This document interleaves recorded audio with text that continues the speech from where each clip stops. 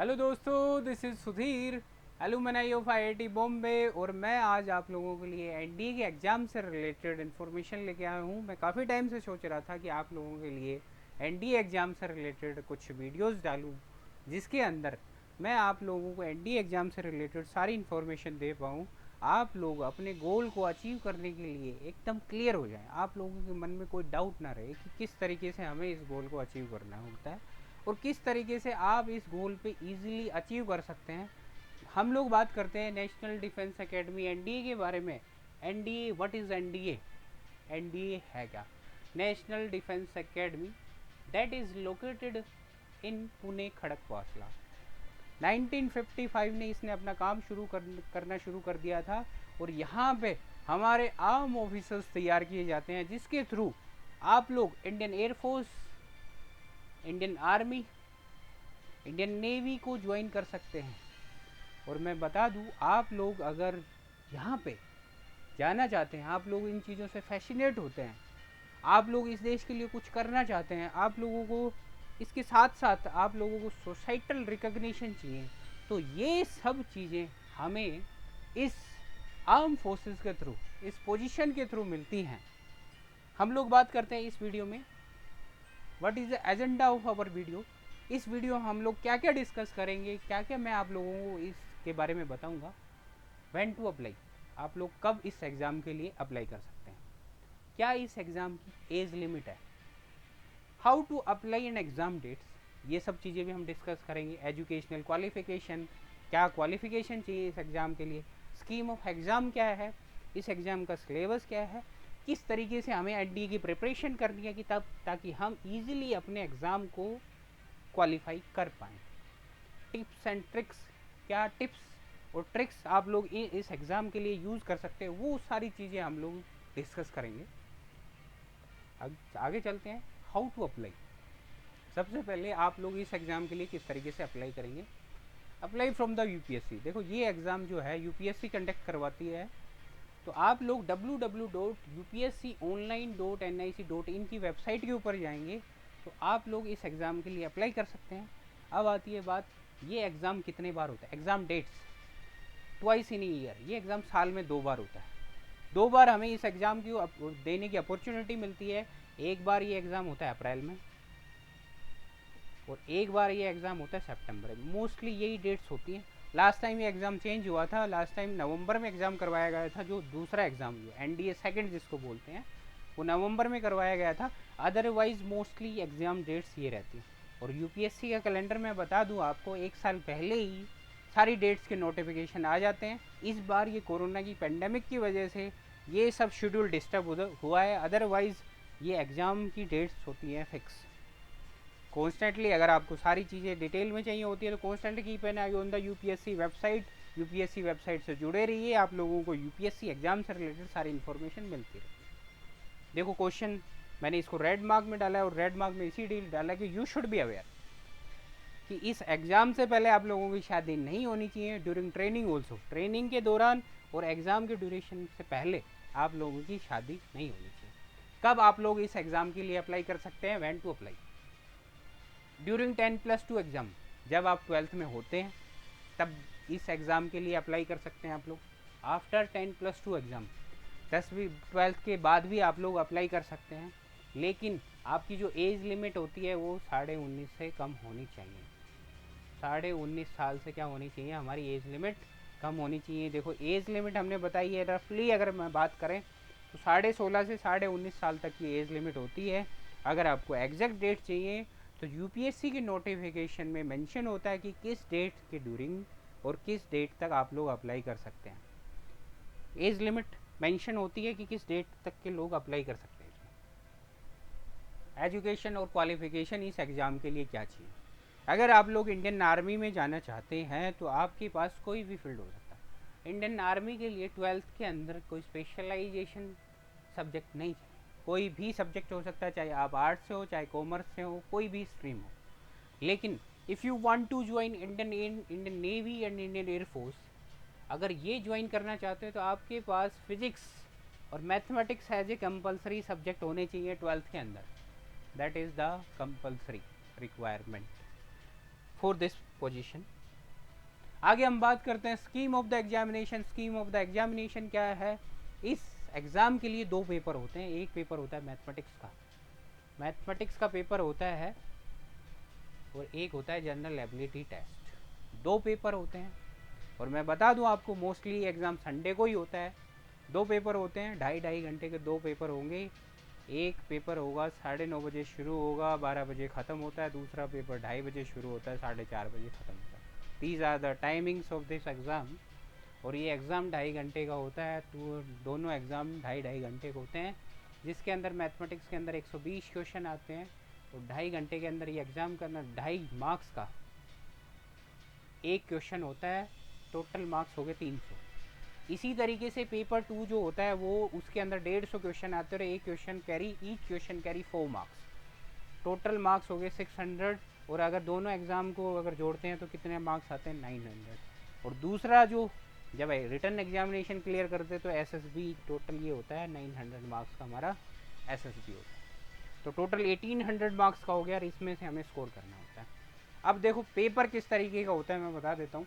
Paper 1 and paper 2 are objective types. मतलब objective type होता है, इसके अंदर 4 ऑप्शंस होते हैं आपके पास।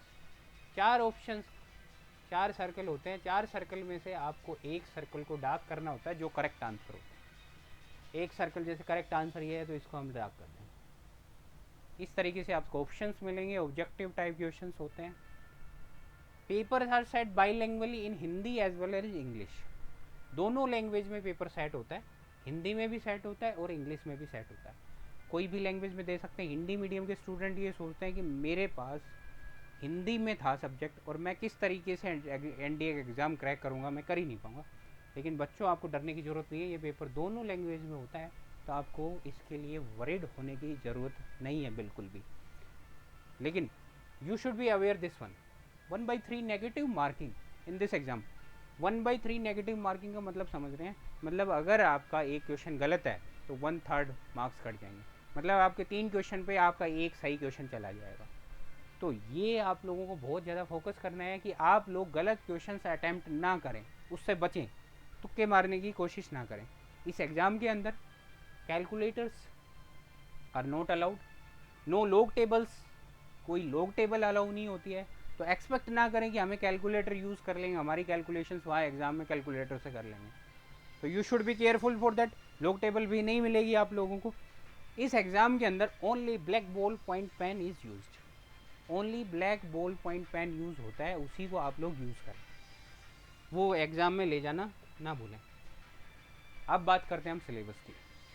सिलेबस में पेपर 1 जो होता है वो 300 मार्क्स का होता है, और वो मैथमेटिक्स का पेपर होता है। आप 12th में पढ़ के आए हैं। 12th में जनरली हमारे पास यहाँ पे मैथमेटिक्स का पेपर होता है, इसमें 120 क्वेश्चन होते हैं।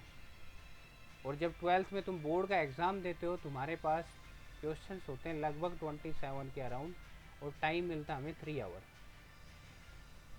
टाइम कितना मिलता है हमें? 3 आवर्स। और 3 आवर्स के अंदर हम सिर्फ 27 क्वेश्चंस कर पाते हैं। और देखो मैं बता देता हूँ बच्चों की हैबिट क्या होती है। 12th के अंदर वो जो एग्ज़ाम देते हैं, बोर्ड के एग्ज़ाम देते हैं, वो पहले क्वेश्चन से लगते हैं और आखिरी क्वेश्चन तक करते रहते हैं। और उनके पास टाइम भी होता है, वो उस क्वेश्चन पेपर को अटैम्प्ट भी कर सकते हैं। लेकिन यहाँ पे हमारे पास जो मैथमेटिक्स का पेपर बनता है, उसके अंदर 3 टाइप के क्वेश्चन होते हैं। सिंपल क्वेश्चन भी होते हैं, मॉडरेट क्वेश्चन भी होते हैं, और टफ क्वेश्चन होते हैं। ये तीनों टाइप के क्वेश्चंस हमारे पेपर में होते हैं, और उस पेपर के अंदर 120 क्वेश्चन होते हैं। विद इन 2.5 आवर्स के अंदर उसको हमें कंप्लीट करना होता है। तो इस अगर पेपर को हमें कंप्लीट करना पड़े तो हम लोगों के पास we should be smart, we should have a strategy. हमारे पास एक अच्छी स्ट्रेटजी होनी चाहिए, तभी हम इतने क्वेश्चंस अटेम्प्ट कर पाएंगे। तो हमें करना क्या है, जो पेपर में हमारे जो लेंदी क्वेश्चंस हैं, जिन टॉपिक्स में हमारे लिए लेंदी क्वेश्चंस आते हैं, उन क्वेश्चंस को स्किप करना है। You should have to skip that questions. और सबसे पहले हमें अटेम्प्ट करना है सिंपल और मॉडरेट क्वेश्चंस। और टफ क्वेश्चंस को हमें अगर लास्ट में अगर टाइम बचता है तो तब लें। सबसे पहले हम लोग इन क्वेश्चंस को पिक करें, क्योंकि मैथमेटिक्स का पेपर होता है। यहाँ पे इवन दो जो बच्चे 90% से अबोव मार्क्स लेते हैं 12th में, वो बच्चे भी मैथमेटिक्स का एग्ज़ाम क्रैक नहीं कर पाते हैं। रीज़न बिहाइंड दिस, क्योंकि उन्होंने बोर्ड का एग्ज़ाम दिया है, बोर्ड के तरीके से ही वो इस पेपर को अटैम्प्ट करना चाहते हैं। और मैं बता दूं, उस तरीके से अगर आप इस पेपर को अटैम्प्ट करना चाहेंगे तो आप बिल्कुल भी क्वालिफाई नहीं कर पाएंगे, आप 40 क्वेश्चन तक भी नहीं पहुंच पाएंगे। तो you should be careful for that. देखो हमारे मैथमेटिक्स में algebra, mathematics and determinants, trigonometry, calculus, vector algebra, statics, 2D and 3D, ये सारे टॉपिक्स तुम्हें तैयार करने 11th-12th के टॉपिक्स होते हैं। दूसरा पेपर जो होता है जनरल एबिलिटी टेस्ट, जिसको हम गेट का पेपर बोलते हैं, हम 600 मार्क्स का ये पेपर होता है। 600 मार्क्स में केवल इंग्लिश आती है हमारे 200 नंबर। 200 नंबर की क्या आती है? इंग्लिश आती है। और मैं बता दूं कि इंग्लिश इतनी टफ नहीं होती है, आप लोग इसको ईजिली कर सकते हैं। इसके अंदर एक वोकैब का सेक्शन, ये आप लोगों की वोकैब अच्छी होनी चाहिए, ग्रामेटिकल पोर्शन और पैराग्राफ, ये 3 चीज़ें होती हैं और आप लोग इसको इजीली क्रैक कर सकते हैं if you are having a basic knowledge of English. इसके बाद आता है पार्ट बी। पार्ट बी के अंदर हमारे जनरल साइंस और जनरल नॉलेज के पेपर्स होते हैं। जनरल नॉलेज का 400 मार्क्स का पेपर होता है, 100 क्वेश्चन के अराउंड आते हैं। जिसमें से हम बात करें फिजिक्स, मैक्सिमम एरिया कवर करता है, 25% क्वेश्चन अब नियर अराउंड 100 मार्क्स का अराउंड आते हैं। केमिस्ट्री की लगभग 15% के अराउंड आते हैं। लगभग मार्क्स के अंदर बात करें तो 50 से 60 नंबर के अराउंड। ये मैंने अप्रोक्सीमेट वैल्यूज़ बताई है, क्योंकि यहाँ पे समटाइम्स ये नंबर ऑफ़ क्वेश्चन जो हैं दूसरे सब्जेक्ट के इंक्रीज हो जाते हैं, किसी के कम हो जाते हैं। बायोलॉजी की बात करें तो लगभग 40 से 50 नंबर की बायोलॉजी आती है। हिस्ट्री की बात करें तो 20% history, that covers maximum area history में आते हैं। अगर हम बात करते हैं हिस्ट्री की, तो हिस्ट्री में आते हैं एंशियंट हिस्ट्री, मिडाइवल और मॉडर्न। अगर इसमें बात करते हैं एंशियंट से बहुत ही रेयर क्वेश्चंस पूछे जाते हैं आप लोगों से, मिडाइवल से कुछ क्वेश्चंस पूछे जाते हैं, और मॉडर्न से मैक्सिमम जो कवरेज एरिया होता है हिस्ट्री के अंदर, मॉडर्न हिस्ट्री से पूछे जाते हैं। इसी तरीके से बायोलॉजी में तुमसे वाइटामिन्स वगैरह, बॉडी के स्ट्रक्चर से रिलेटेड क्वेश्चन पूछे जाते हैं। अगर ज्योग्राफी की बात करें, ज्योग्राफी 20% एरिया ज्योग्राफी भी कवर करती है। ज्योग्राफी के अंदर हमसे पूछे जाते हैं लगभग, इंडियन ज्योग्राफी से क्वेश्चन ज़्यादा पूछे जाते हैं, वर्ल्ड ज्योग्राफी से क्वेश्चन कम होते हैं। करंट इवेंट्स की बात करें तो करंट इवेंट्स 10% के अराउंड करंट से क्वेश्चन पूछे जाते हैं, जिसके अंदर आपसे लिटरेचर से, स्पोर्ट्स से रिलेटेड क्वेश्चंस होंगे, डिफेंस से रिलेटेड क्वेश्चंस होते हैं। जो सारी चीज़ें आप लोग इस करंट के अंदर जो भी लेटेस्ट सिनेरियो में जो भी चल रहा है उससे रिलेटेड आपसे क्वेश्चंस पूछे जाएंगे। आगे हम बात करते हैं after written examination what you are expecting. हमने रिटन एग्जाम क्वालिफाई कर दिया है, उसके बाद क्या होने वाला है, व्हाट यू आर थिंकिंग। सही सोच रहे हैं आप लोग, दैट इज़ द एसएसबी जो आपको होता है वो आप लोगों का इंटेलिजेंस और पर्सनालिटी टेस्ट होता है। That is not a interview. अगर आप लोग ये सोच रहे हैं कि मेरा जाके इंटरव्यू होगा, मैंने आज तक 12th में क्या पढ़ा था, मेरी क्या नॉलेज है, उस नॉलेज से ही मैं इस इंटरव्यू को क्वालिफाई कर दूंगा, ऐसा कुछ नहीं है। यहाँ पे आपकी पर्सनालिटी टेस्ट की जाती है और इंटेलिजेंस टेस्ट की जाती है। ये दोनों चीज़ें आपकी टेस्ट होंगी, कंडक्टेड बाय द एसएसबी। और मैं बता दूं, एसएसबी इंडिया के अंदर 13 एसएसबी हैं, जिसके अंदर 4 एसएसबी जो है इंडियन आर्मी के लिए, 4 एसएसबी जो है इंडियन एयरफोर्स के लिए, और 5 एसएसबी जो इंडियन नेवी के लिए। टोटल 13 एसएसबी हैं। और ये जो 2 स्टेज प्रोसेस होता है इसका, इंटरव्यू का जो एसएसबी का जो प्रोसेस होता है वो 2 स्टेज प्रोसेस होता है, स्टेज 1 और स्टेज 2। स्टेज 1 में क्या होता है, ऑफिसर इंटेलिजेंस रेटिंग दी जाती है आप लोगों को। स्टेज 1 के अंदर picture perception and description test, PPDT जिसको बोलते हैं, यहाँ से ओआईआर रेटिंग दी जाएगी।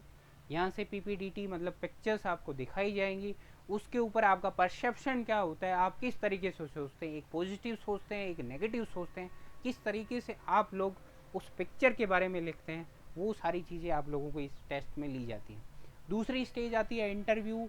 आपका इंटरव्यू लिया जाता है, ग्रुप टास्क। देखो इंडियन आर्मी के अंदर आप लोग जा रहे हैं, जंग अकेले नहीं जीती जाती है, आप लोगों को ग्रुप में परफॉर्म करना होता है, अपनी टीम को साथ लेके चलना होता है। तो उसी को टेस्ट करने के लिए आपका ये ग्रुप टास्क लिया जाता है। साइकोलॉजिकल टेस्ट होता है, आप लोग किस तरीके से परफॉर्म करते हैं, किस तरीके से रिएक्ट करते हैं, किस तरीके से अपनी सिचुएशंस को हैंडल करते हैं, वो सारी चीज़ें। यहाँ पे कॉन्फ्रेंस भी होती है। कॉन्फ्रेंस, ये जो मार्क्स हैं, ये सब चीज़ों के मार्क्स हैं, इंडिविजुअली अलॉटेड होते हैं, बाद में कलेक्टिवली इनको जोड़ा जाता है। मैं बता दूं फिजिकल स्टैंडर्ड्स रिक्वायरमेंट क्या क्या है। देखो, कॉमन इश्यूज फिजिकल स्टैंडर्ड में क्या क्या आते हैं। Common issues to take care of, आपको किन चीज़ों के बारे में ध्यान रखना है। वैक्स, कान को जरूर साफ़ करवा के जाएं जब भी आप मेडिकल टेस्ट होता है। ईयर्स को, अपने ईयर्स को वेरी क्लियर रखें इंटरव्यू से पहले। डेविएटेड नेजल सेप्टम, बहुत सारे लोगों की ये डेविएटेड नेजल्स होती है, पता नहीं होता है, कई बार चोट की वजह से भी हो जाती है। एक नाक से सांस लेने में कभी दिक्कत होती है। समटाइम्स क्या होता है, एक नाक से सांस आता है, एक नाक से नहीं आता, दूसरे से आता है। तो ये आप लोग केयरफुल रहें। थोड़ी मोड़ी प्रॉब्लम होती है, उससे कोई दिक्कत नहीं होती, लेकिन अगर मेजर प्रॉब्लम है तो इससे you should be careful for that. Hydrocele phimosis, ये प्रॉब्लम्स भी समटाइम्स कुछ बच्चों में होती है। ये टेस्टिकल्स में वेन्स की कमजोरी की वजह से ये प्रॉब्लम होती है। बच्चों का ओवर वेट और अंडर वेट, क्योंकि बहुत कम एज होती है, उसके अंदर वेट के भी बहुत प्रॉब्लम्स आती हैं। तो ओवर वेट, ज़्यादा वेट नहीं होना चाहिए, अंडर वेट भी नहीं होना चाहिए। अंडर साइज चेस्ट, ज़्यादा अंडर साइज चेस्ट भी नहीं होनी चाहिए। पाइल्स की प्रॉब्लम नहीं होनी चाहिए। गायनोइकोमास्टिया, ये प्रॉब्लम मेजरली फैट लोगों में होती है, जो मोटे लोग होते हैं। मेनली मैं बता देता हूँ, मैन के जो ब्रेस्ट जो होते हैं उसके अंदर ये प्रॉब्लम्स होती है। टॉन्सिलाइटिस, टॉन्सिल्स की प्रॉब्लम नहीं होनी चाहिए। वेरी सोशली, ये भी टेस्टिकल से रिलेटेड प्रॉब्लम है, जिसके अंदर कोई प्रॉब्लम हो जाती है, उसकी वजह से ये प्रॉब्लम्स क्रिएट होती हैं। फिजिकल स्टैंडर्ड्स रिक्वायरमेंट्स, क्या क्या फिजिकल स्टैंडर्ड रिक्वायरमेंट है वो मैं बता देता हूँ। हाइट का चार्ट है और वेट का जो चार्ट है, आप लोग हमारी वेबसाइट मोशंस एकेडमी www.motionsacademy.in इस वेबसाइट के ऊपर जाएंगे तो भी आपको इस चार्ट के बारे में डिटेल्ड इन्फॉर्मेशन मिल जाएगी। और अगर आप लोग प्ले स्टोर से मोशंस एकेडमी की जो ऐप है वो डाउनलोड करेंगे तो उसके ऊपर भी आप लोगों को ये चार्ट मिल जाएगा। उसके अंदर detailed information we have submitted, easily सब सिंप्लीफाइड तरीके से आप लोगों को गिवन है। सर मोबाइल एप्लीकेशन गूगल पे सर्च करेंगे, प्ले स्टोर पे तो आपको मिल जाएगी मोशंस एकेडमी के नाम से। बट नेक्स्ट हम लोग अगले वीडियोस में क्या डालने वाले हैं, देखो मैं बता देता हूँ। How to study effectively for NDA exam, किस तरीके से आप लोगों को एनडीए एग्ज़ाम से रिलेटेड इफेक्टिवली तैयारी करनी है। और मैं बता देता हूँ आप लोग किस तरीके से इस एग्ज़ाम को क्रैक कर सकते हैं। देखो कितना सिलेबस हमें कवर करना है, किस तरीके से पढ़ना है। We should have make a strategy, हमारी एक स्ट्रेटजी होनी चाहिए, प्लानिंग होनी चाहिए। उसी को अगर हम लेके चलते हैं तो हम लोग ईजिली इस एग्ज़ाम को क्रैक कर जाएंगे। आर्म ऑफिसर्स के साथ आप लोगों का इंटरव्यू होगा। कुछ लोग बोलते हैं कि हमें कुछ मोटिवेशन मिलता है उनसे, तो हम लोग आपका एक इंटरेक्टिव सेशन करवाएंगे। आप लोग इस वीडियो को सब्सक्राइब करें, लाइक करें और कमेंट बॉक्स में ज़रूर डालें आपके क्वेश्चंस, आपकी क्वेरीज क्या हैं, जिसको हम अगले वीडियो में आर्म ऑफिसर्स के साथ डिस्कस करेंगे। आप लोगों की बातें रखेंगे, आप लोगों की क्वेरीज रखेंगे, वो लोग आप लोगों को डिटेल में बताएंगे किस तरीके से आप लोगों को आगे परफॉर्म करना है। देखिए अपनी पर्सनालिटी पे ज़रूर फोकस करें। और मैं बता देता हूँ किस तरीके से इफेक्टिवली तैयारी करनी है। अगले पार्ट के वीडियो में हम इस तरीके से लेके आएंगे, टॉपर्स के साथ इंटरेक्टिव सेशंस रखेंगे। आगे मैं बात करता हूँ मोशंस एकेडमी की जो प्ले स्टोर है, आप लोग उस पर जाएंगे। एनडीए से रिलेटेड जो भी स्टूडेंट्स जो है प्रिपेयर करना चाहते हैं, अपने एनडीए की तैयारी करना चाहते हैं, हमने इतने सिंप्लीफाइड और इतनी इजी मैनर में वीडियोस डाले हैं कि आप लोग इस एग्ज़ाम को ईजिली क्रैक कर सकते हैं। तो अगर डाउनलोड करना ना भूलें, motions academy mobile app play store पे आपको ईजिली मिल जाएगी। और मैं बता दूं आप लोग ईजिली इस एग्ज़ाम को क्रैक कर सकते हैं। It is not a tough task, but आपका एक डिटर्मिनेशन, वो डेडिकेशन वो होना चाहिए। If you have that you can crack this exam. जय हिंद, जय Bharat, thank you very much.